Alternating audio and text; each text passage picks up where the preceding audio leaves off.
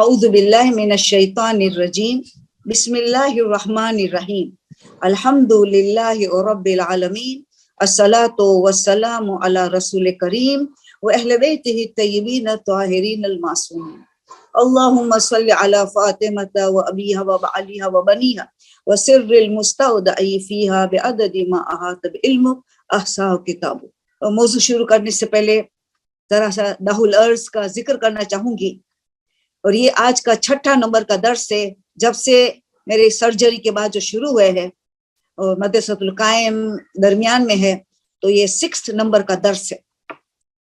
اور وہاں جو لوگ دیتے آپ کو بتائے ابھی ماشاءاللہ سیدہ انم فاطمہ نے، اس میں تاریخ سب کچھ لکھا ہوتا ہے، تو آپ کو سب پتہ چلے گا کون سا تاریخ آپ کو دوبارہ سننا ہے وغیرہ. تو آپ جو چیٹ باکس میں ابھی آ گیا ہے تو آپ اس کو اپنے اتار لینا اپنے پاس، ٹھیک ہے نا. میں نے لحو الارض اس کا ذکر سورہ نازعات میں ہے. سورہ نازعات 79 نمبر کا سورہ ہے، آخری پارہ میں. اما یتساءلون کے بعد سورہ نازعہ ہے، سورہ نمبر 79 ورس نمبر 30 نمبر کا ورس ہے. والارض بعد ذلك دحاها، آیت فرماتے والارض جو زمین ہے، والارض بعد ذلك دحاها، اس کے بعد زمین کو بچھایا گیا اور پھیلایا گیا. اس کے بعد کا کیا؟ بعد ذلك کا مطلب کیا؟ یعنی اللہ نے زمین و آسمان کو کریٹ تو کر دیا تھا، پیدا کر چکی تھی، مگر یہ پروسیس زمین کو باہر نکالنا اس کا ذکر کر رہا ہے کہ بعد ذالک. تو زمین پیدا ہو چکی تھی مگر پانی اوپر تھا. ایسا بارش ہوا، سیلابی بارش، کہ زمین کو پورا پانی پہ غرق کر دیا، زمین کو پانی میں غرق کر دیا. ابھی زمین نیچے ہے پانی سے. تو اب اللہ کہتے بعد ذالک، جو آسمان اور زمین آسمان کو ہم نے کریٹ کیا، اس کے بعد یہ پروسیس کیا، یعنی زمین کو پانی سے باہر نکالنے کا کام شروع کیا. اللہ کہہ رہے ہیں، اللہ کی اپنی قدرت کا ذکر کر رہے، اپنا پاور توحید کا ذکر ہے، اللہ کی کیسی قدرت ہے. ابھی زمین پانی کے نیچے ہے، ابھی اس زمین کا سر کو باہر نکالنا ہے اور پوری دنیا میں پھیلانا ہے. ارتھ پلانٹ ہے، جس پلانٹ میں ہمیں اللہ نے امتحان کے لیے بھیجا ہے. تو یہ کس طرح ہوا پروسیس شارٹ میں کہوں گی تاکہ سوالات نہ رہ جائے. کہ جب اللہ نے 25 ذی القعدہ کا دن تھا، اللہ نے دہ الارض کا ارادہ کیا کہ ابھی زمین کو پانی سے اوپر واپس نکالنا ہے. تو اللہ نے کیسا کیا کہ گڑھے تھے نا زمین میں، اس میں پانی آہستہ آہستہ جانا شروع کر دیا. گھروں میں جاتا رہا، آہستہ آہستہ تدریجی طور پہ جاتا رہا اور زمین نے اپنا سر باہر نکالا، خشکی کا سر باہر نکلا اور آہستہ آہستہ چلتا رہا. گھڑوں میں پانی جاتا رہا اور اس طرح آج جیسے زمین دیکھتے پوری زمین پھیل گئی، بچھائی گئی، پھیلائی دی گئی. دہا کا دہ الارض کہا جاتا ہے. بہت انٹرسٹنگ ٹاپک ہے. آپ تفسیروں میں جائیں گے تو آپ کو بہت مزہ آئے گا. ہمارے پاس وقت کی کمی ہوتی ہے تو ہم تھوڑا ذکر کرتے ہیں، تھوڑا یاد دہانے کے لیے کہ کیا ہے دہ الارض.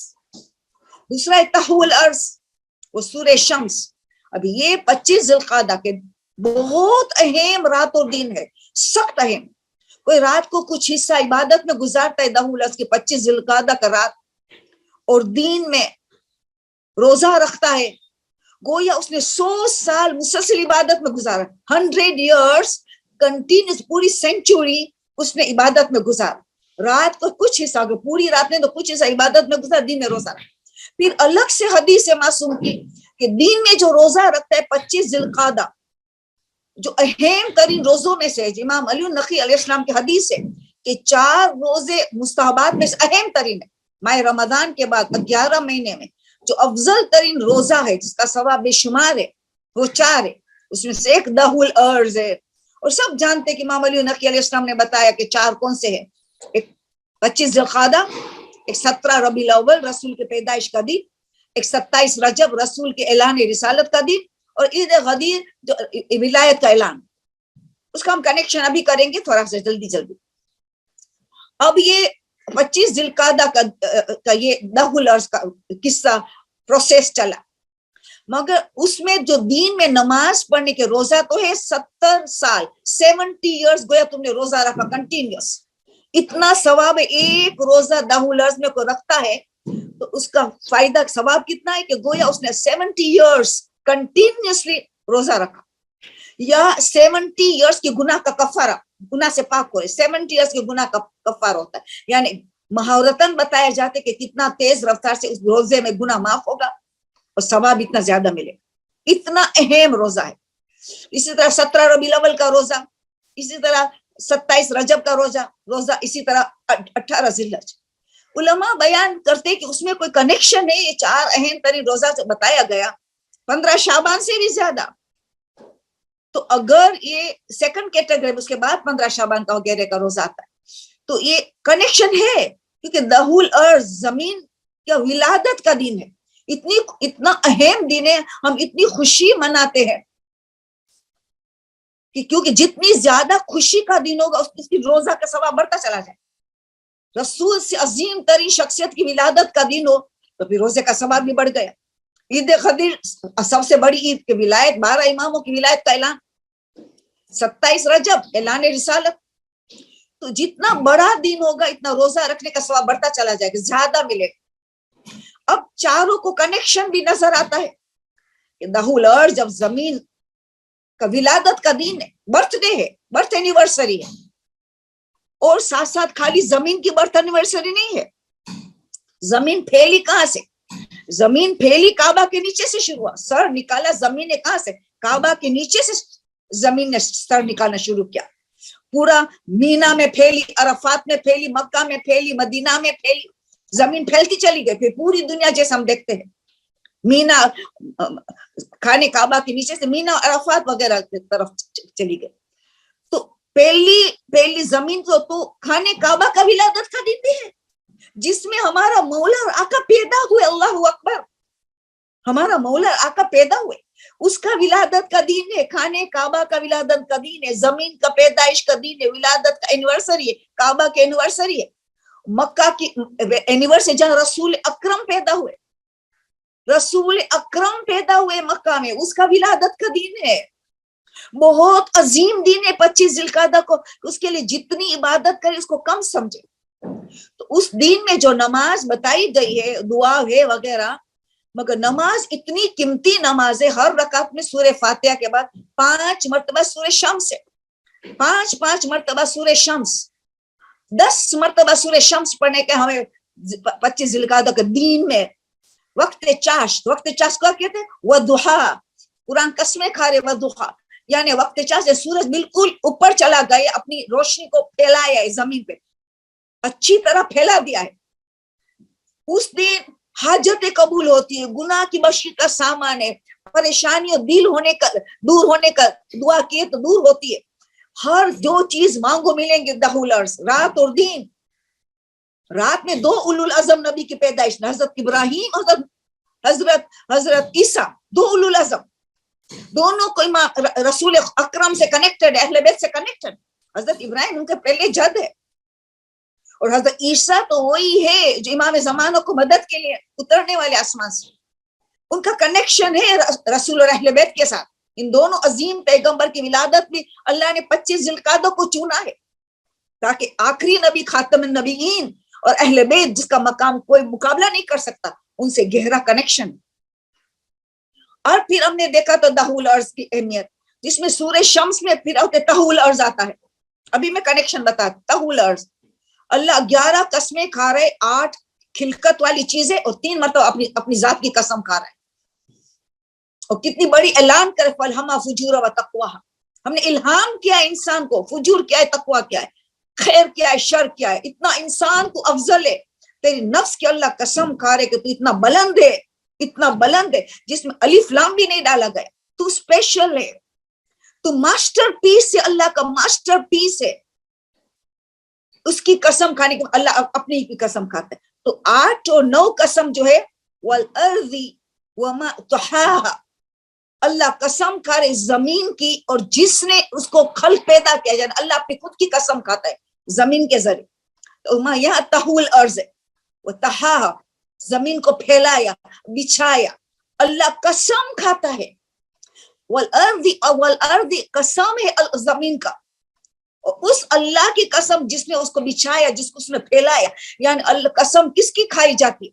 कोई बहुत अजीम नेमत हो जो बंदों के लिए क्रिएट की हो, अल्लाह उस जमीन के कसम खा रहे, ए बंदा तू पहचान ये कितनी बड़ी नेमत तेरे लिए, और उसका बर्थडे है, जमीन का बर्थ एनिवर्सरी है, काबा की बर्थ एनिवर्सरी है, मक्का की बर्थ एनिवर्सरी है, जहाँ खातिम नबीन पैदा हुए, जहाँ मौला अली काबा की बर्थडे है, उनके अंदर जो पैदा हुए, ये सारी चीजें हमें उस दिन को पॉन्डर करना है, 25 जिलकादा को।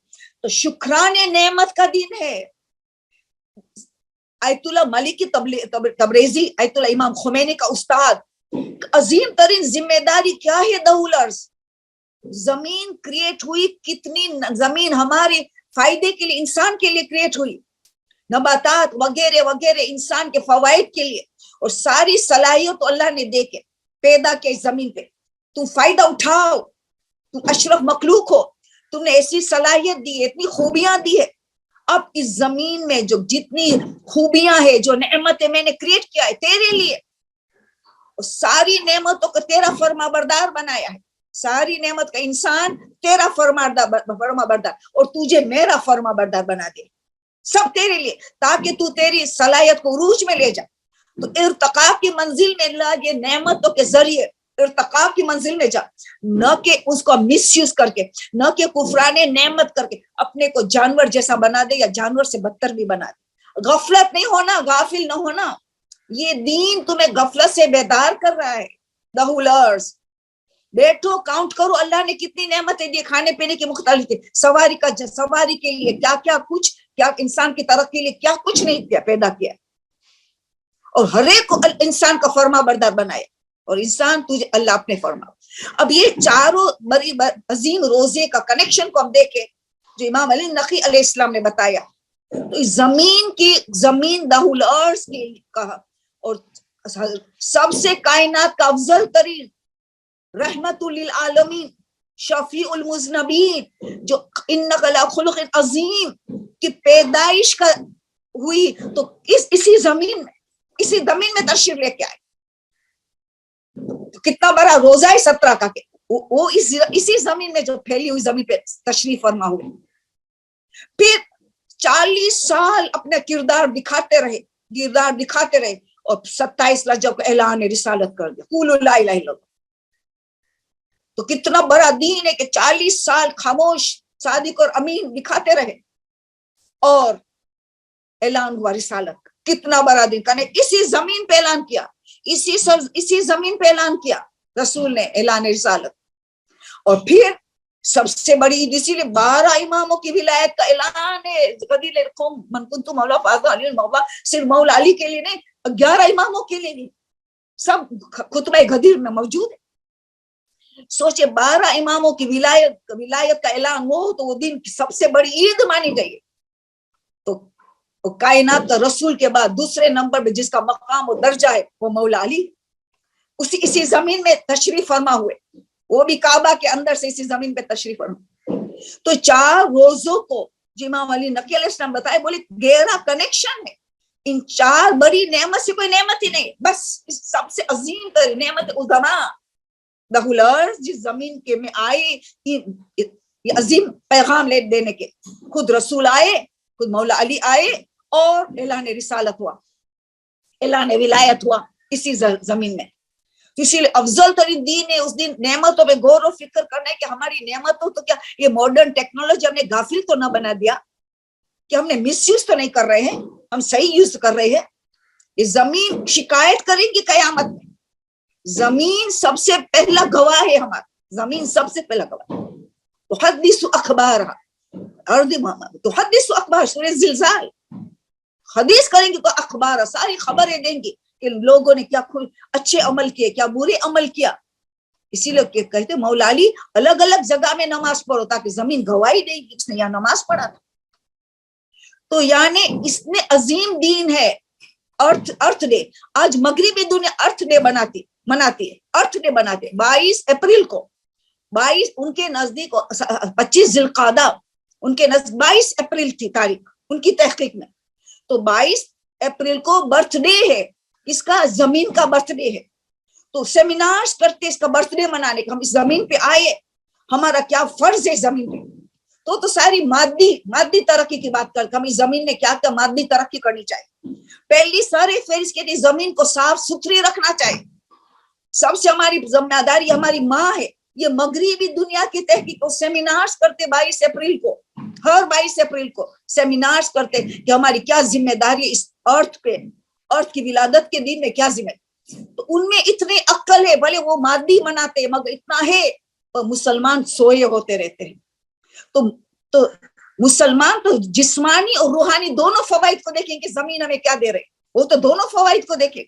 وہ تو کتنا شکریہ ادا کرے، یہ شکریہ ادا کرتے 22 اپریل کو کہ خدا نے ہمیں اتنی اچھی زمین، کیا کیا فوائد دیا، کیا کیا اناج، کیا کیا کچھ کیا نہیں دیا زمین، اور پہلی ذمہ داری کیا کہتے ہیں، زمین کو صفائی، زمین کی صفائی کرو، صفائی رکھو، سب سے پہلی ذمہ داری، اور مسلمان کیا کرتا ہے، زمین کے کچرے ڈسٹ بن ہوتے زمین میں کچرے پھینکتے، مسلمان ملک کئی ایسے ملک کے گندی جگہ نظر آئے، اب مغربی دنیا میں دیکھیں گے تو وہ سیمینار کرتے ہیں زمین کی صفائی رکھو، پاک رکھو، تو جب ہی ایک بیٹا نے جب کوڑا کرنے کا کلیکٹ کرنے والا آیا، دروازہ کھٹکھایا تو بیٹا جا کے باپ کو کہتے ہیں بابا کوڑے والا آیا، کوڑے والا آیا، بیٹا اس کو کوڑے والا مت کہو، یہ صفائی کرنے والے، کوڑے والے تو ہم ہیں، ہم دیکھو ڈسٹ بن ہوتے ہوئے ہم کچرے کہاں کا مسلمانوں پھینکتے ہیں، ہم ہیں کوڑے والے، یہ تو صفائی کرنے والے بیچارے، ان کو کوڑے والے مت کہو، یہ ہے، آپ دیکھیں گے جتنی مغربی دنیا نے کم سے کم مادی بھلے مگر صفائی کا کتنا خیال کرتے، اور مسلمان ملکوں کو دیکھو تو کچرے رستے میں پڑے، کھانا کھائے تو وہاں پھینک دیا، ٹیشو وہاں پھینک دیا، حتیٰ امام بارگاہ مسجد کا بھی صفائی نہیں، امام بارگاہ بچوں کو لے کے آئے کرپس، لے کے کرپس کا پیکٹ وہی پھینک دیا، ڈسٹ بن میں بھی نہیں، بچوں یہ سیکھتے کہ ماں تو یہاں پھینک دی کچرے، ٹوفی کھلائے وہی ٹوفی کا کچرا امام بار کے زمین میں پھینک دیا، اور امام بارگاہ کا بھی لحاظ جو قوم نہ رکھے تو راستے کا کیا رو قوم رکھیں گی، تو سوچے یار ہمارا حق ہے زمین پہ، رسول نے کہا زمین تمہاری ماں ہے، ان کو دیکھتے رہو، کیا کیا تمہیں دے رہی ہے، کتنی سخی ہے، ایک دانا ڈالو کیا دیتی ہے، تم بھی سخی بنو، کتنی ہمبل ہے، کتنی ہیوملٹی ہے، جبھی تو کہا گیا کہ کثرت سے صدقہ کرو تمہارا غرور نیست و نابود ہوگا، ایک سوال ہے ایک عورت کا کہ مجھے کبھی غرور آ جاتا ہے نسب پہ وغیرہ وغیرہ، وہ میں احساس بھی کرتی کہ مجھے تکبر آیا، سوال ہے، اب سوال ڈال دیتی ہوں،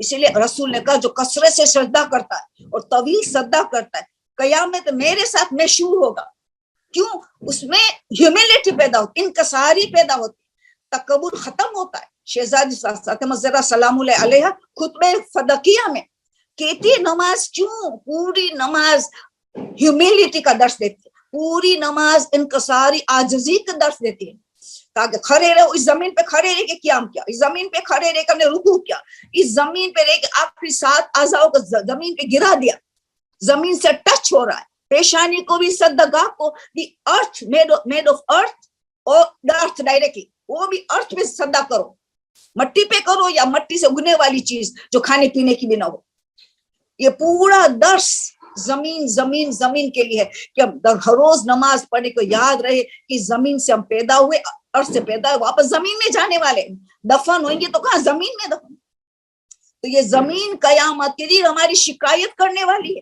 اور رسول کی حدیث ہے، پہلا جملہ زمین کہیں گی، ابھی بھی شکایت کرتے ہم سنتے نہیں، کہ تم میری پشت پہ چل رہے ہو نا، کل تو میری بطن میں تمہیں آنا ہے، کل تو تمہیں میرے پیٹ میں آنا ہے، آج میری پشت پہ چل رہے ہو نا، دوسرا جملہ آج میری پشت پہ تم خوشی منا رہے ہو، یعنی حرام خوشی، حلال خوشی نہیں، تم خوشی منا رہے ہو، میرے پیٹ میں بطن میں آنے کے بعد تمہیں غمی منانی ہو، تم غمی مناؤ، اگر تم نے حرام شادی کو حرام خوشیاں منائی، شادی کی مثال تو بیسٹ مثال ہے، ہمارے پاس نہ وقت کی قیمت ہوتی ہے نہ اہل بیت کی قیمت ہوتی ہے، حدیث قصہ پڑھوا دیا اور پھر جا کے ہماری مرضی کے مطابق شادی کر دی، آپ سوچیں ایسے شادی میں تھوڑا اہل بیت آئیں گے، کہ حدیث قصہ کی پتہ ہے اہل بیت کو ابھی کیا ہونے والا ہے، ابھی سالی گڑبڑ ہونے والی، تو پتہ یہ چلا کہ ہمیں اس کا شکریہ ادا کرنا چاہیے، ہم کیا کرتے. تو پہلی دوسری چیز, تم خوشی مناتے ہو نا, میرے پیٹ میں آ کے تمہیں غمی منانی. تم ہنس رہے ہو نا یہاں, یعنی حرام طریقے سے ہنس رہے ہو نا, تمہیں میرے اندر میرے پیٹ میں آنے کے بعد تمہیں رونا پڑے گا, تم رو گے, آنسو بہاؤ. تم گناہ کر رہے ہو میری پشت پہ, گناہ کر رہے ہو میری پشت پہ, میرے پیٹ کے اندر آ کے تمہیں عذاب بھگتنا پڑا. اور اہم ترین پانچواں جملہ, اہم ترین, تم حرام غذا کھا رہے ہو, حرام نجیس غذا کھا رہے ہو میرے پشت پہ, میرے پیٹ میں آ کے تم کیڑے کی غذا بنو گے, تمہیں کیڑے کھائیں گے. حرام غذا سے بچنو, خومس کا خیال کرو وغیرہ وغیرہ, حرام پیٹ میں نہ جائے ورنہ کیڑے کھائیں گے ہمارے جسم کو پیٹ میں جائے, اور ہماری روح دیکھتی رہیں گی اور روح روتی رہے گی. یہ رسول کی حدیث ہے. تو پتا چلا اس زمین کا خیال کرو, رسول نے اہل البیت نے فرمایا ہے اس زمین کا خیال کرو. اللہ اس کی قسم کھا رہے کہ کتنی قیمتی چیز ہے جس میں نے تمہیں پیدا کیا, ساری سہولتیں پیدا کی, ساری صلاحیتیں دی, تم نے بیسٹ آف کریشن کی بنایا, تو تم شکر گزار کا دن. آیت اللہ تبریزی فرماتے, ملکی تبریزی, کہ شکر کا دن, ایک ایک نعمت پہ غور و فکر کر, جس طرح یوم ترویہ کا ہم ذکر کریں گے بعد جب دن آئے گا 8 ذی الحج, یہ بھی ڈے آف پونڈرنگ ہے, غور و فکر کا دن. ایک 25 ذی القعدہ کا دن, ایک 8 ذی الحج, دا ڈے آف تدبر, تفکر, پونڈرنگ, ریفلیکشن, یہ کرنے کا دن. سوچے اللہ نے کتنی نعمت دی اور میں کس طرح نعمت کو یوز کر رہے. ٹائم از نعمت, ہم کس طرح ٹائم کو ضائع کرتے. زبان اتنی بڑی نعمت اللہ نے دی ہے. مولا علی فرماتے 2 اہم ترین نعمت انسان کو اللہ نے دی ہے, ایک عقل اور ایک نطق. ایک عقل اور زبان افضل ترین نعمت انسان کی جسم, اور انسان اس زبان کو کس طرح مس یوز کرتا ہے. یہ داہل ارض کے دن میں سوچے کہ میں نے میری زبان کو کتنا مس یوز کیا ہے, کہیں غیبت میں, کہیں کس کا دل دکھانے میں, کہیں تہمت میں, وغیرہ وغیرہ, جھوٹ. تو اسی طرح ہمیں یہ یوم بہت اہم دل ہے, داہل ارض کا دن بہت زیادہ ہے, اور کئی واقعہ پیش آئے. بس وقت بہت کم ہے میرے پاس جانے سوال کے پاس. تو پہلے تو یہ دیکھیں کہ اس میں زمین میں روحانی صفتیں, جسمانی. اگر زمین ہمیں اناج دے رہی ہے, ہم سواری کا جانور سواریاں دے رہی, وغیرہ وغیرہ, ترقی دے رہی ہے, زمین کی کیا کیا خوبی ہے, مادی نعمتیں دے رہے, تو روحانی نعمت بھی کتنی ہے.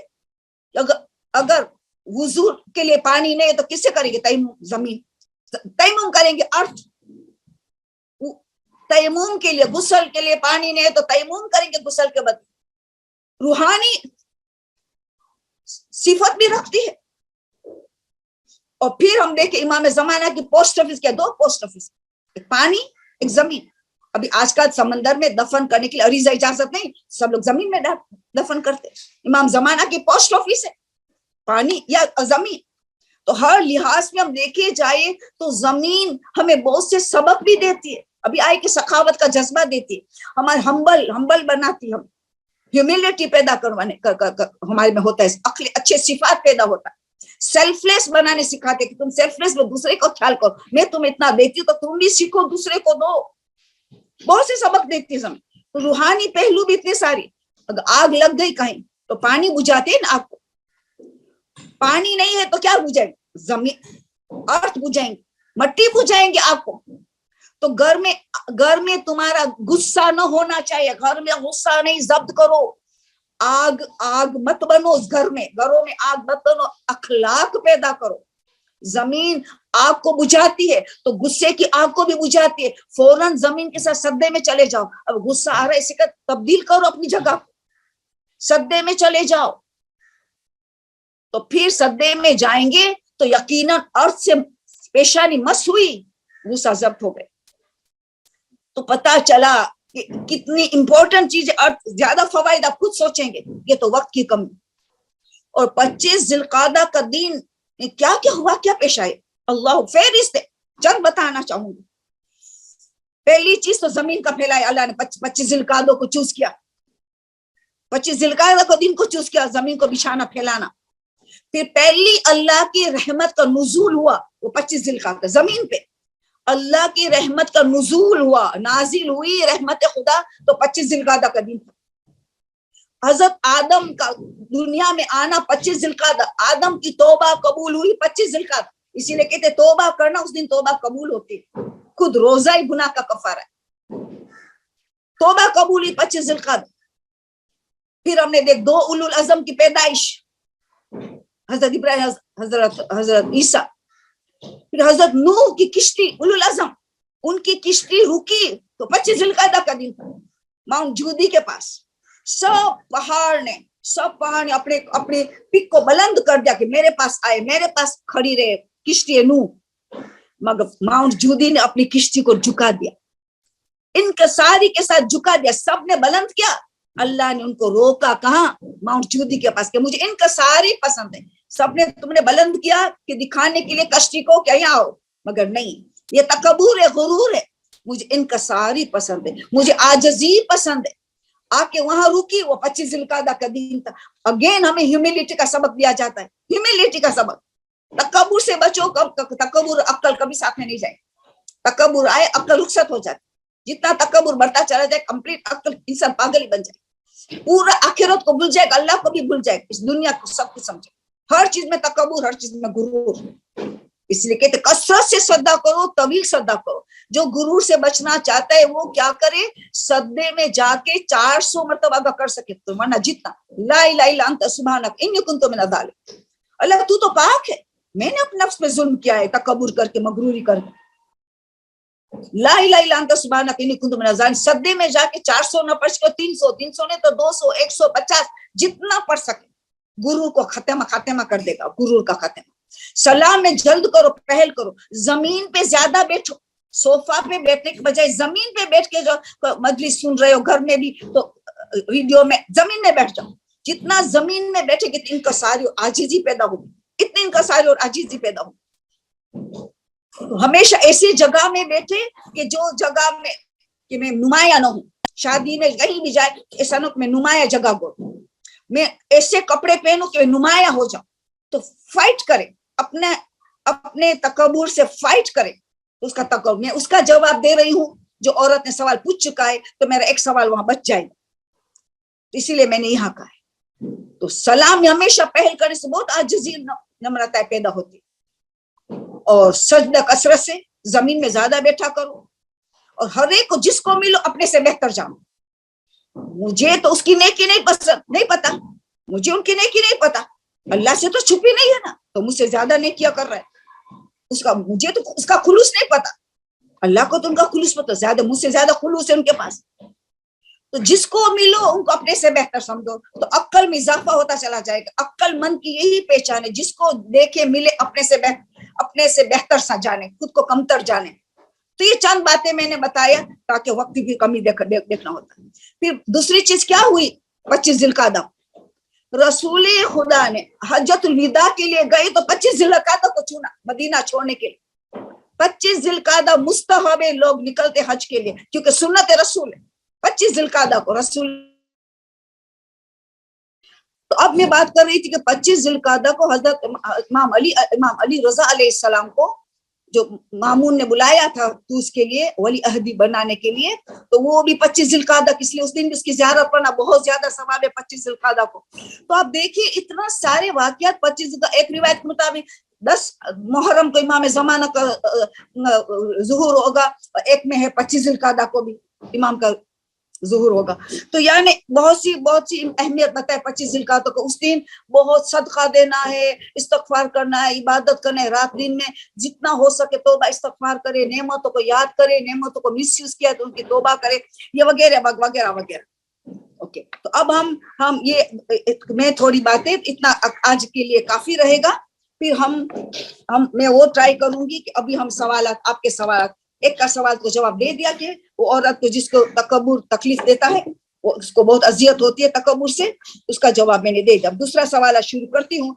जो पहला है निफास का सवाल कब से पड़ा है, और मैंने कहा था आज इसका वो क्या सवाल पूछते कि आपने बताया कि 5 दिन। मगर उससे पहले एक तोहफा देना चाहती हूँ, हदिया देना चाहूँ। ज़िलक़ाद का महीने का बहुत अजीम महीना है, एक हदिया देना चाहूंगी। और इमाम अली रजा की विलादत, मासूमा कुम की विलादत और दाहुल अर्ज़ वगैरह, इतनी अच्छी खुशियां हैं इसमें। और वो औरत जिसको वो परेशान रहती है ना, वो औरत परेशान रहती है अपने बेटियों और बेटे को रिश्ते के लिए, उनके लिए, और सबको फायदा होगा। बेटा और बेटी के लिए, रिश्ते के लिए आपको कदम उठाना है। تو مولانا سید علی محمد علی نقوی آپ کو پتہ ہے ہر وقت اذکار بتاتے، بڑے بڑے علماء کے ذریعے اور کتابوں کو حوالے بھی دیتے ہیں اور بڑے بڑے علماء کا بھی نام لیتے کس نے یہ بتایا. تو انہوں نے اچھی بات یہ بتائی، رشتے کے لیے بہت مجرب ہے، جس کو کہا جاتا ہے 7 بیویوں کا عمل، 7 بیویوں کا عمل کہا جاتا ہے خاص رشتے کے لیے، چاہے لڑکے کا رشتہ اچھی بہو چاہے اچھا داماد چاہے، اس کے لیے خاص انہوں نے بتایا. تو شادی کے حوالے سے یہ عبادت سے اس کے لیے کرنے کی، اور کوئی حاجت کے لیے نہیں ہے، اسی کے لیے، مگر چاہے داماد چاہیے چاہے بہو چاہیے. 7 بیویوں کا ذکر ہے، کیا ہے یہ 7 بیویوں کے اہل بیت کے گھرانے میں بہت معتبر بیوی مانا جاتا ہے. ایسے تو اچھی اچھی بیوی گزرے، بی بی ہاجرہ، بی بی آسیہ، بی بی مریم، مگر اہل بیت کے گھرانے میں بہت زیادہ معتبر مانی جاتی ہے. پہلی نمبر ہم کہیں گے بی بی فاطمہ بنت اسد، بی بی خدیجہ طاہرہ سلام اللہ علیہ، سیدۃ النساء بی بی فاطمہ زہرا سلام اللہ علیہ، ہماری شہزادی، ہماری جان قربان. اور پھر بی بی زینب سلام اللہ علیہ، بی بی ام البنین فاطمہ کلبیہ سلام اللہ علیہ، بی بی معصومہ فاطمہ بنت موسی بن جعفر معصومہ قوم، اور ساتھ میں جناب نرجس سے خاتون.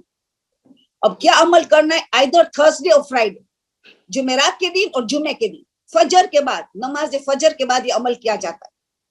تو اب جمعرات آج گزر گیا تو کل سے شروع کرنا ہے تو کرے، یا تو جمعرات کرنا ہے تو دوسرے جمعرات کا انتظار کرے. فجر کے بعد یہ عمل کرنے کا ہے. کتنے عرصے تک؟ چار جمعرات یا 4 جمعہ، اونلی 4 ٹائمز کرنے کا یہ عمل. فجر کے نماز کے بعد عمل کرنے کا ہے، اور 4 ہی مرتبہ کرنے، 4 جمعرات یا 4 جمعہ، چن لو آپ کو کیا چاہیے. عمل کیا ہے؟ 2 رکعت نماز ہدیہ کرنا ہے. ہم 2 رکعت ہدیہ کریں گے. جناب فاطمہ بنت اسد صرف مولا علی کی ماں نہیں تھی، رسول ان کو ماں قرار دیتے تھے، اتنی قربانیاں دی، رسول بھی ماں قرار دیتے. جناب فاطمہ بنت اسد 2 رکعت نماز ان کو ہدیہ کرو. پھر بی بی خدیجہ کو 2 رکعت ہدیہ کرو قربتاً اللہ. پھر بی بی فاطمہ، 7 عورتوں کو ہدیہ کرنے کے بعد، 2 رکعت کی ہدیہ کرنے کے بعد پھر 100 مرتبہ درود پڑھنا ہے، ان 7 عورتوں کو ہدیہ کرنا ہے. 100 صلوات پڑھنی ہے، ان 7 عورتوں کو ہدیہ کرنا ہے. اس کے بعد سورہ یاسین 1 مرتبہ، مگر کس طرح؟ 7 مبین ہے نا، 7 مبین، ہر مبین کے ایک عورت کا واسطہ دینے اللہ کو کہ مجھے رشتہ کر دے میرے بیٹے کا یا میری بیٹی کا، اچھا سا اچھا رشتہ. ہر مبین کے پاس ٹھہرنا ہے. سورہ یاسین میں پہلی مبین آئی کہ بی بی فاطمہ بنت اسد کا واسطہ دے کے ہم دعا کریں گے ہمارا بیٹا اور بیٹی کے لیے بہترین رشتہ. پھر بی بی خدیجہ کا، بی بی فاطمہ، جس طرح آیا آپ ان کو واسطہ کر کے دعا کریں گے، انشاءاللہ قبول ہوگی. صرف 4 ہی مرتبہ کرنے کا ہے بس. تو ایک اچھا زیادہ کی تو عورت یاد آئی، بیچاری بہت پریشان رہتی. اب دیکھو کہ نفاس کے لیے میں نے جو بتایا تھا مسئلہ کہ نفاس کے لیے کہ 5 دن جس کی عادت ہے، مثال یا 6 دن عادت ہے، تو بچے کی ولادت ہوئی تو آیت اللہ سیستانی فرماتے کہ بس اتنا ہی دن نفاس لینا ہے، جتنی ان کی حیض کی مدت، عادت، کیونکہ عادت والی عورت، عادت کی بات الگ، ان کو اتنا ہی لینا. اب یہ سوال پوچھ رہی ہے کہ خون جو 6، 7، 8 دن جا رہا ہے تو کیا کریں؟ استحاضہ نہیں، حیض بھی لیں گے، استحاضہ بھی لیں گے. آیت اللہ سیستانی فرماتے کہ 10 دن رک جائے تب بھی، 11واں دن خون جاتا ہے تو پتہ ہے کہ 5 دن حیض اور باقی کا استحاضہ، مگر 11واں دن خون نہیں جاتا تو احتیاط واجب ہے کہ 6 دن سے لے کے 10واں دن جو 5 دن ہے احتیاط کرے. احتیاط واجب ہے کہ دونوں کو جمع کرے.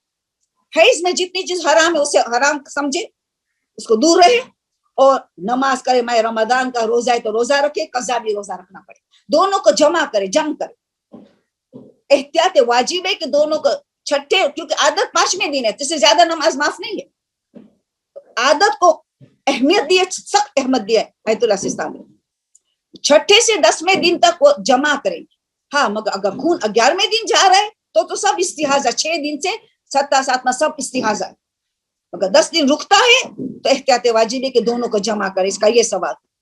اب ان کا سوال یہ دوسرا ہے کہ اگر جس کی عادت نہیں ہے، عادت کبھی 10 دن، کبھی 5 دن، کبھی 6 دن، عادت نہیں عادت، تو ان کے لیے 10 دن، اس کے لیے 10 دن نماز معاف ہے. بچے کی ولادت کے بعد جس کی عادت ہی نہیں، عادت نہیں ہے، اس کے لیے میکسیمم دن 10 دن ہے. फिर 11वें दिन खून है, वो तो इस्तिहाजा है। मगर फिर आयतुल्लाह सिस्तानी फरमाते कि जिसकी आदत नहीं है 10 दिन, फिक्स आदत नहीं है, मगर 10 दिन के दरमियान में कहीं पाकिज़गी मिल गई, इस्तबराक या पाक मिल गए, तो जम करे। जिस चीज हईस का हराम है हर बच्चे, जो चीज वाजिबात है उनको अंजाम दे। रोजा रखा तो उसकी कज़ा भी दे। अगर 10 दिन के दरमियान में कहीं पाकिज़गी मिल गई अंदर से, तो जमा करे। फिर वापस शुरू हुआ, वापस रुक ले इबादत को, फिर 10 दिन तक उसको नमाज माफ रहेगी बाकी से। तो ये सवाल पूछा गया था, तो उसका जवाब सोचा के दिया जाए। ओके, अभी नेक्स्ट रिश्ता। ओके, अब ये सवाल पूछे खुम्स का है, 2-3 सवाल अभी खुम्स का है, तो पहले उसका खत्म करूंगी।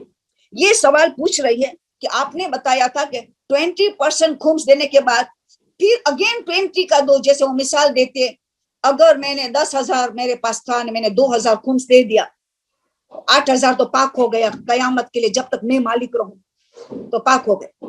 तो कहते आपने बताया कि 2,000 का भी खुम्स तो नहीं, समझने में गड़बड़ हो, वो 2,000 का खुम्स नहीं दे देंगे आप।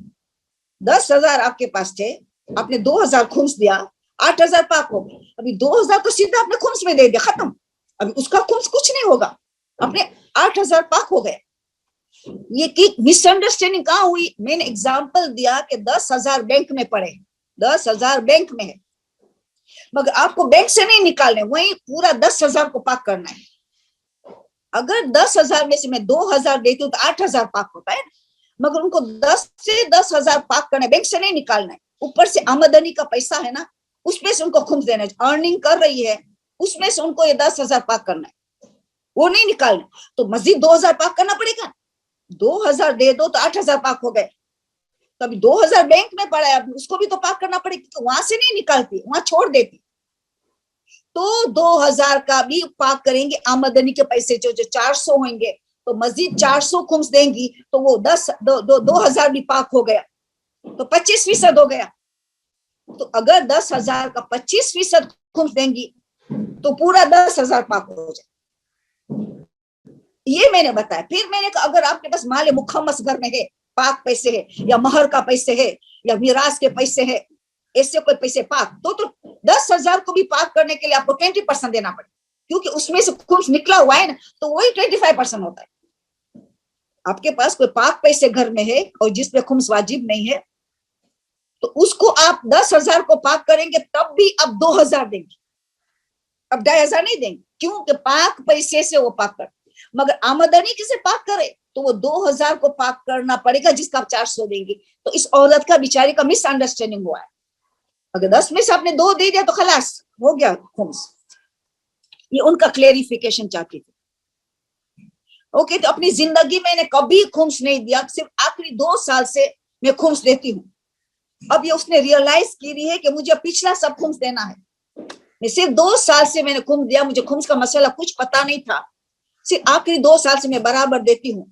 तो मैं कैसे हिसाब करूं पिछले? तो आपको पहले अंदाजा आ गया, 2 साल आप खुम्स देती है, आपकी वही रहनी करनी वही है, तो आपको अंदाजा आएगा कि 2 साल में मेरा इतना होता है, 1,000 खुम्स होता है या 5,000 खुम्स होता है। 2 साल से मैं राशन की बचत में वगैरह मैं देती हूँ, तो अंदाजा आ गया कि पिछला 10 साल से अगर आपने नहीं दिया तो थोड़ा ज्यादा दे दो, आपको यकीन हो जाए कि मैंने ज्यादा दिया है, ज़ाके ज़हरा मैंने ज्यादा दिया, मैंने कम नहीं किया, तो ठीक है। वरना आपको मुश्तहिद उनके वकील के पास जाना पड़ेगा, वरना आप जिसकी तकलीद कर रहे हैं ना, उनके वकील जो आलिम वकील है कि आपको खुम्स का मसाइल समझता हो, उसके पास जाके बताओ कि 2 साल से मैं खुम्स दे रही हूँ, इतना होता है, अब पिछला 10 साल से मैंने खुम्स नहीं दिया है, तो वो आपको हिसाब कर देगा। वो कर देगा तो ज्यादा नहीं देना पड़ेगा, मिनिमम देना, वो मिनिमम हिसाब कर देगा।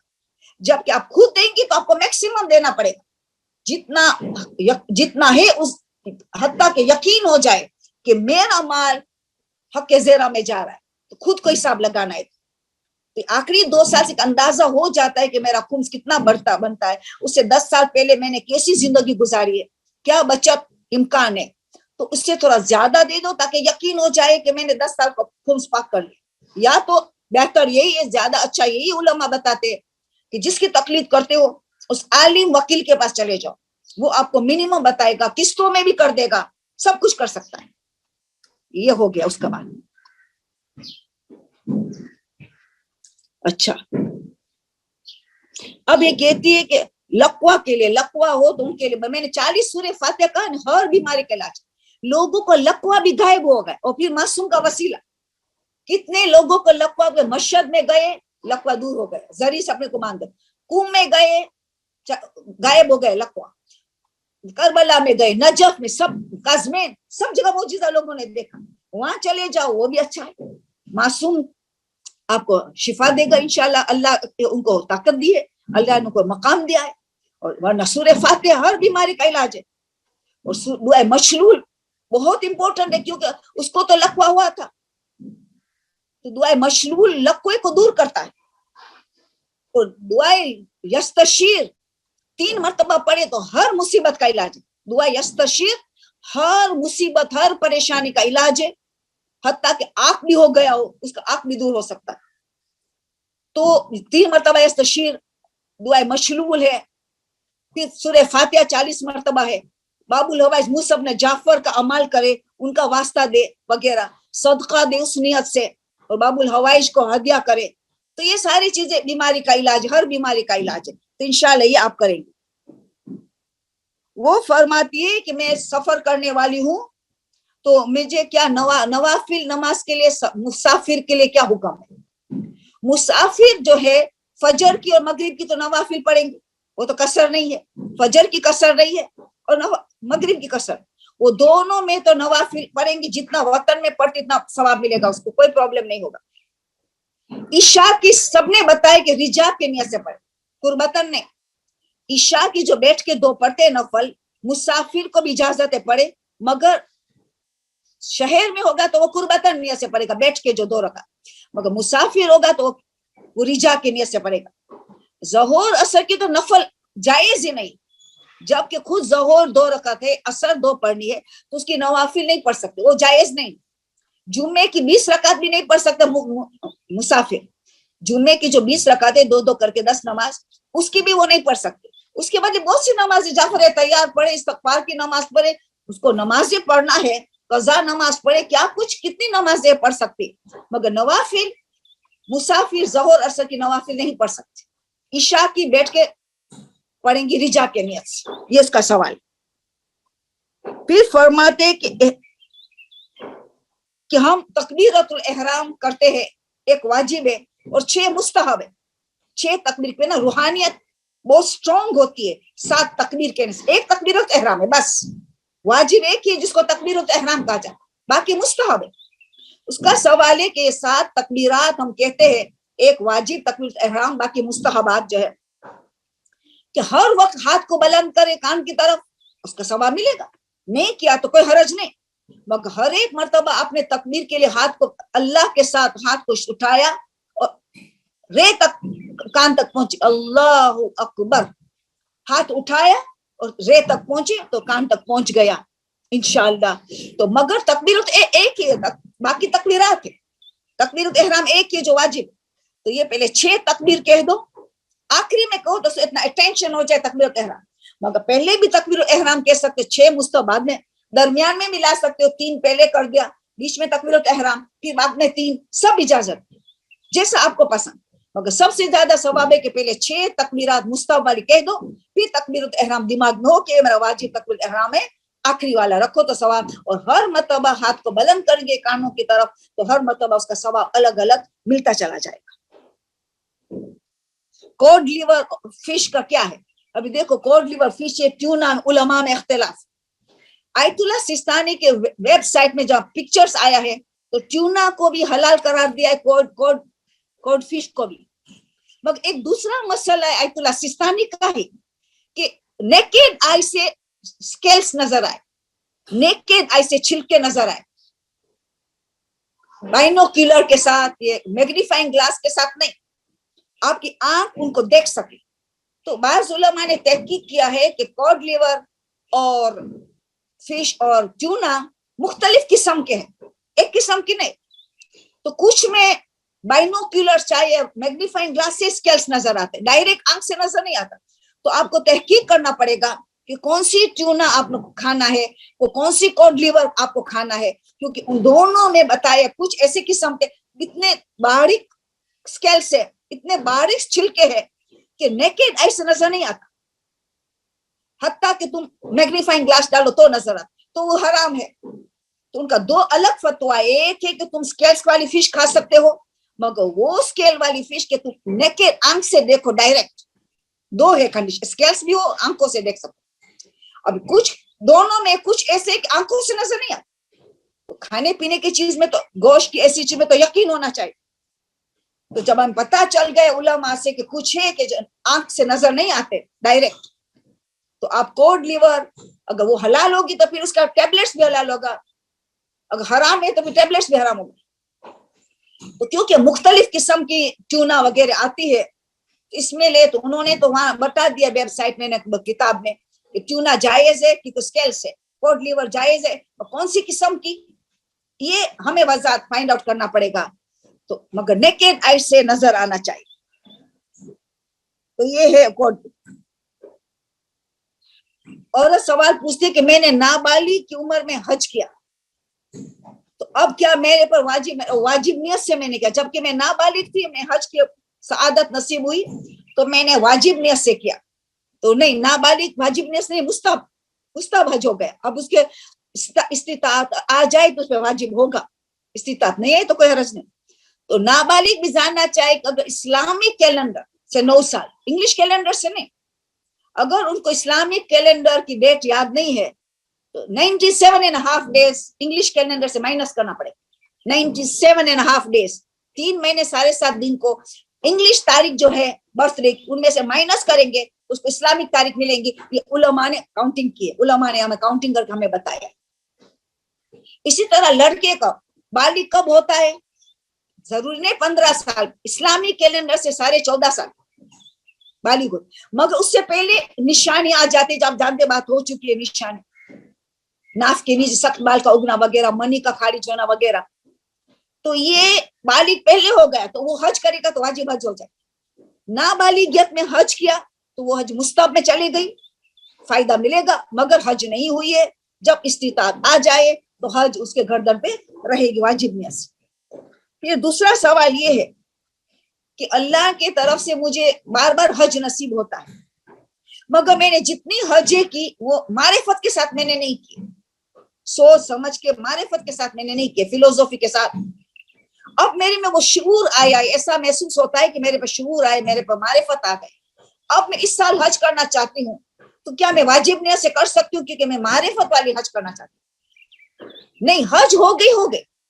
معرفت کے بغیر بھی آپ نے حج کیا تو حج تو ہو گئی. ارکان اگر آپ نے جانور کا ذبح ہونا, قربانی وغیرہ جس میں خمس دے دیا تھا, احرام میں خمس دیا گیا تھا, پاک وغیرہ, جو تو حج تو آپ کی صحیح ہو گئی. اب آپ حج کریں گے تو مستحب حج کر. تو پھر مجھے سوال کہتی ہے کہ مجھے میں دادا کے دادا یا دادی کی طرف سے کروں تو مجھے نہیں پتا کہ وہ استطاعت ان کی تھی کہ نہیں, کہ انہوں نے کیا ہے کہ نہیں, تو آپ کی کیا رائے ہے؟ علماء یہی رائے دیتے ہیں کہ اپنے طرف سے کریں, کیونکہ اپنے کو متقی بنانا ہے, اپنے کو کردار کو سدھارنا ہے. اب جب معرفت کے ساتھ کرتے تو اپنی ہی کرے, اور معرفت کے ساتھ حج کر کے ایک نیا انسان بن کے واپس پلٹے اپنے وطن. مگر اپنی مستحب نیت سے کرے وہ تو واجب حج ہو گئے, بھلے معرفت بغیر مگر ہو گئے. اب آپ معرفت کے ساتھ حج کریں, اس کا ثواب دادا دادی نانا نانی مومنین زندہ مردہ سب کو دے دیں, ختم. تو آپ کی حج ہو گئی, آپ کی اصلاح ہو رہی ہے, آپ متقی بنیں گے, آپ کے اخلاق بدل جائیں گے, آپ کی توبہ قبول ہو جائے گی. پرانی حج آپ نے جو کیا اس کا بھی اثرات آپ کو اس حج میں ان کا ملیں گا انشاءاللہ. اللہ سے امید رکھیں, اللہ کریم ہے, اللہ جواد ہے. مگر اس آپ مستحب نیت سے کر کے ثواب سب کو بے, امام زمانہ کو ثواب دے دے, معصومین کو دے دے, تمام مرحومین کو دے دے, بالکل دادا دادی نانا نانی جس کو بھیجنا ہے ثواب سب کو دے دے, کرو اپنی مستحب. یہ میری بیسٹ رائے مجھے نظر آتی ہے, یہ ان کا ایڈوائس ہے. اچھا, نیکسٹ سوال یہ ہے,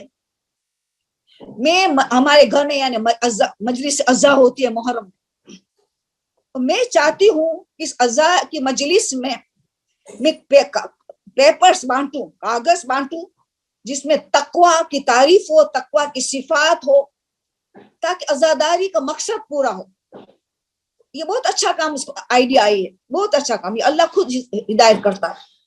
اس کو یہ چاہیے کہ وہ بانٹے پیپرز جس میں ہماری سب سے بڑی ذمہ داری تقوی ہے. اس عزاداری کے ذریعے میں تقوی آنا چاہیے, تو عزاداری قبول کے درجے پہ پہنچتی ہے. عزاداری تو ہر صورت میں کریں گے, ثواب تو ملے گا ہی ملے گا, مگر قبولیت کے درجے پہنچتی ہے. ہم نیا انسان بن سکتے ہیں, 9 ربیع الاول کو بالکل نیا انسان بن جائیں گے اگر ہم تقوی اختیار کیا.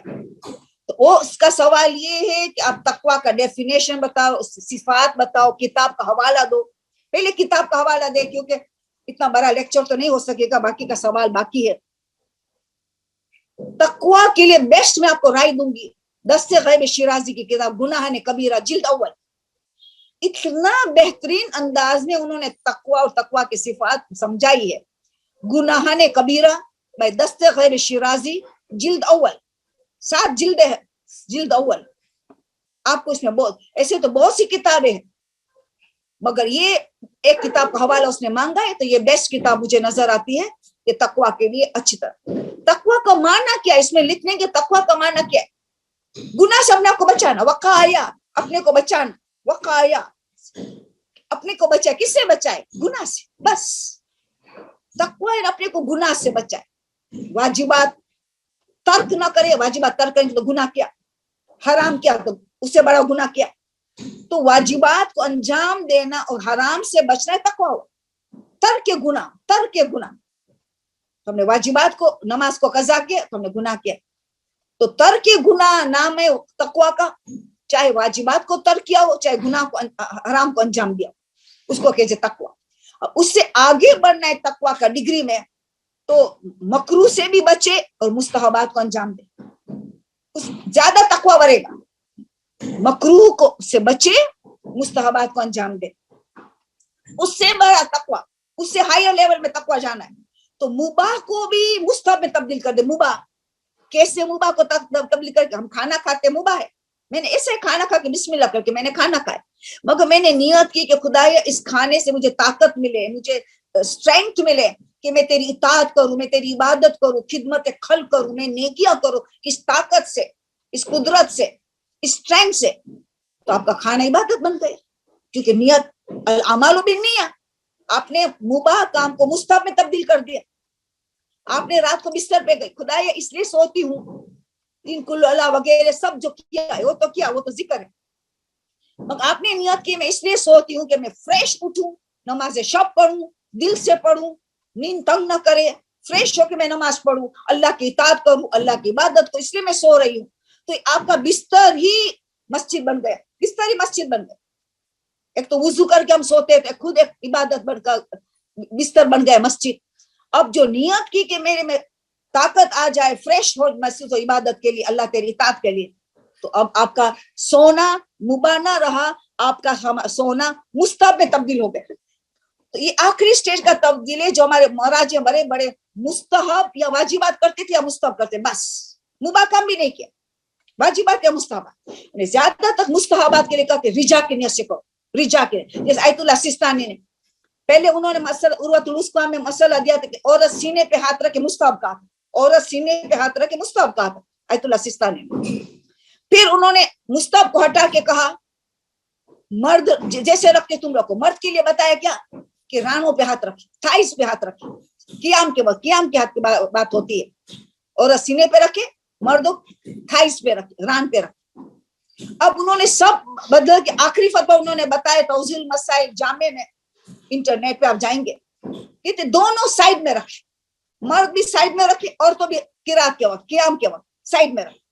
اسی لیے علماء کہتے کہ تم رجا کی نیت سے کرو, ان کی تحقیق جاری ہوتی ہے تو بدلتا ہے فتویٰ, جو بدلتا فتویٰ, اسی لیے کہتے ہمیں ذمہ داری نہیں لیتے قربتاً اللہ, شاید اللہ کے حکم نہ تھا, دیکھو بدلتا ہے.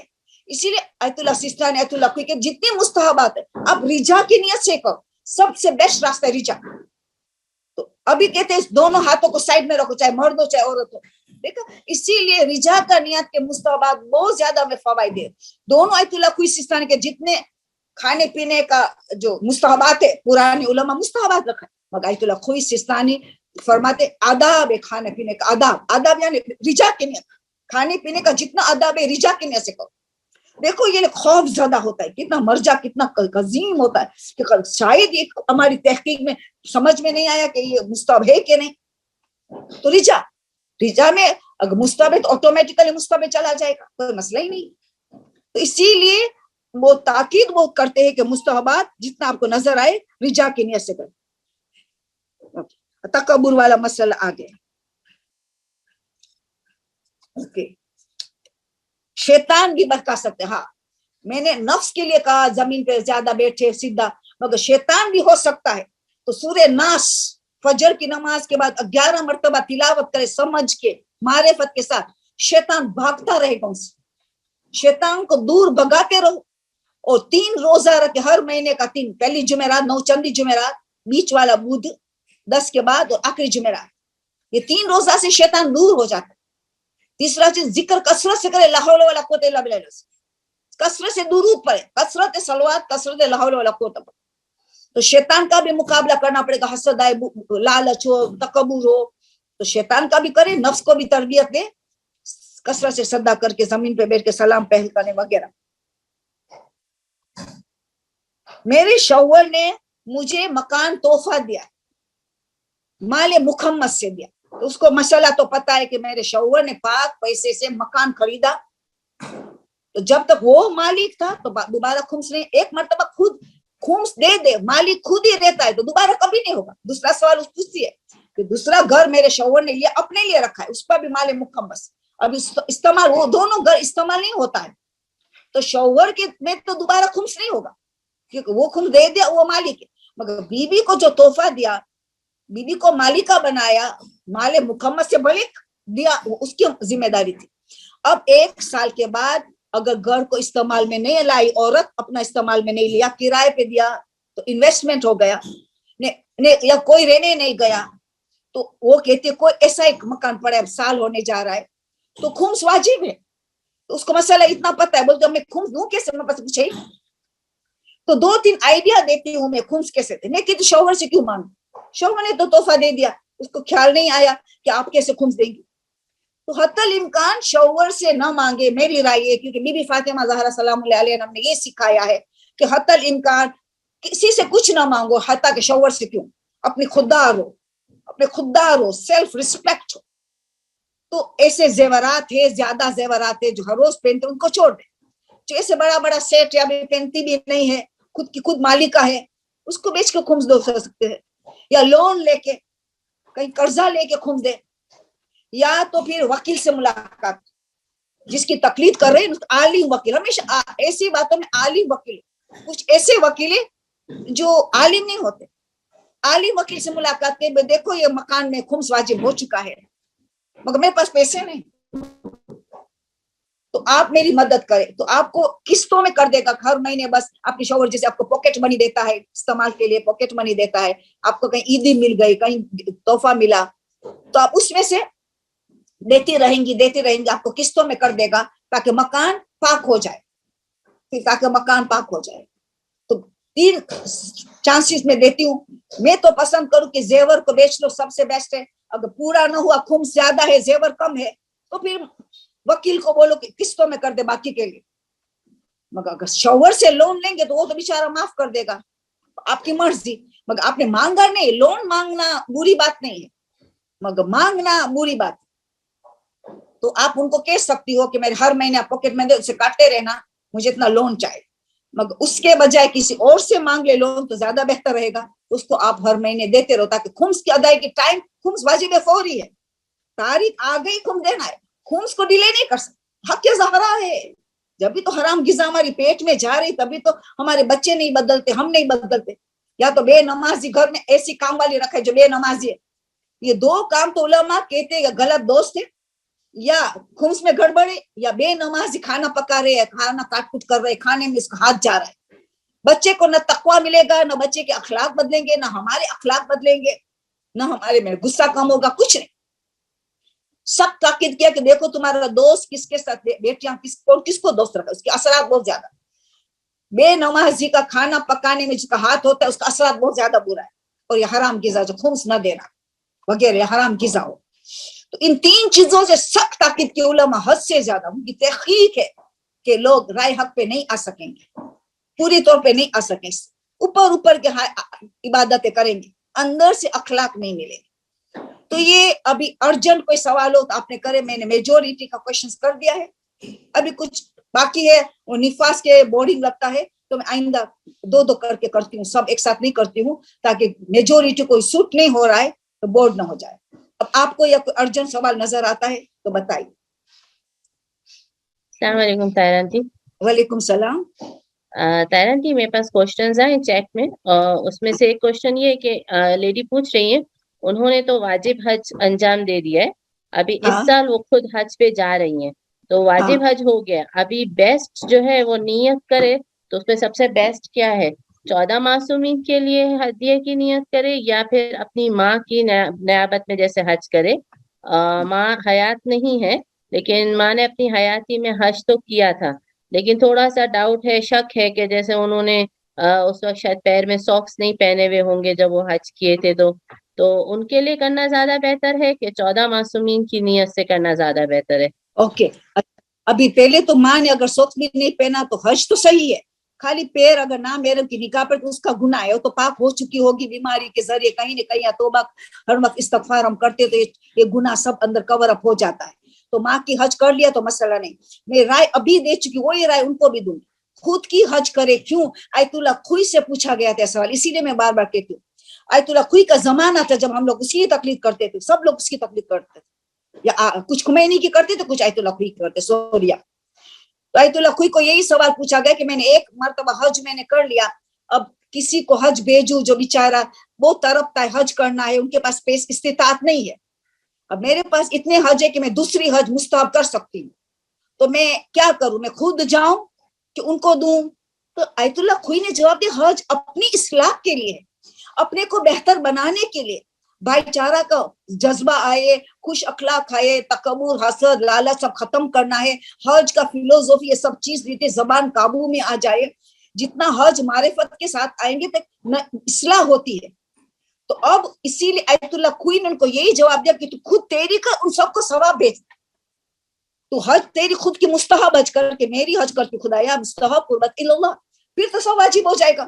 ایک مرتبہ احرام پہن لیا تو باقی تو سب واجب نیت ہوگی, پہلی نیت مستحب ہوگی حج کی, کیونکہ سب کنیکٹڈ ہے اس احرام کے ساتھ, باقی 4 واجبات عمر تمتع کی. اب احرام نہیں اترے گا جب تک آپ تقصیر نہ کرو. تو ابھی یہ تو آپ کیا کریں, اپنی حج کر کے پہلے کہ اس کا ثواب میں امام زمانہ کو دیتی ہوں, اس کے صحت و سلامتی عطا کرنا, مجھ سے ان کا رابطہ مضبوط رکھنا اس حج کے ذریعے, ان کو ثواب پہنچا. اس کے بعد 14 معصومین کو, اس کے بعد 1,24,000 کو, میری والدین کو, میری ماں کو, میری فلاں رشتہ دار, سب کی نیت کو ملاؤ ثواب دینے میں. جتنے لوگوں کا علماء جس کا آپ پہ احسان ہے, جس لوگوں نے آپ پہ احسان کیا ہے, جسمانی احسان, روحانی احسان, جس کی ہم نے تقلید کی, جو علماء کی اتنی محنت کی ہم تک دین پہنچانے کے لیے, وہ محسنین اسلام ہے, سب محسنات اسلام سب آ گئے, یہ بڑی بڑی عورتیں سب آ گئے محسنات میں. تو آپ حج آپ کی کریں گے مگر مستحب نیت سے کریں گے, پہلی نیت, پھر تو آٹومیٹک, پھر آپ نیت کریں گے خدا اس کا ثواب میں. سب سے پہلے میرے روحانی باپ, میری روحانی ماں بی بی فاطمہ, یہ 2 اہم ترین ہے ہمارے ماڈل کے لیے, ایک امام زمانہ, ایک شہزادی فاطمہ زہرا سلام اللہ علیہ. ان دونوں کو تو ایکسکلوزیو, ہر چیز میں ایکسکلوزیو رکھو, اسپیشل ہدیہ 2 کو, ایک روحانی ماں, ایک روحانی باپ, پھر باقی کا 10 معصومین کا, پھر 1,00,000 انبیاء کا, تمام محسنین اسلام, محسنات اسلام, جس نے میرے پر احسان کیا ہے, میرے محسنین روحانی جسمانی محسنات کو ہدیہ دیتی ہوں. اس کے بعد تمام محرومین کو, بالخصوص میرے والدین, میرے خونی رشتہ دار, فلان فلان فلان. ثواب کی فہرست آپ دے سکتے ہو, سب آپ کو دعائیں دیں گے, پورا حج کا ثواب سب کو ملے گا. اللہ کریم ہے, سب کو دے گا. آپ کی اصلاح ہو جائے گی, ثواب بھی ملے گا, آپ کی اصلاح ہو جائیں گی. حج اصلاح کے لیے اتنی عظیم عبادت ہے, ہمارے بھائی چارہ پیدا ہو, کسی کا غیبت نہ کرے, ہر ایک کے لیے اچھا سوچے.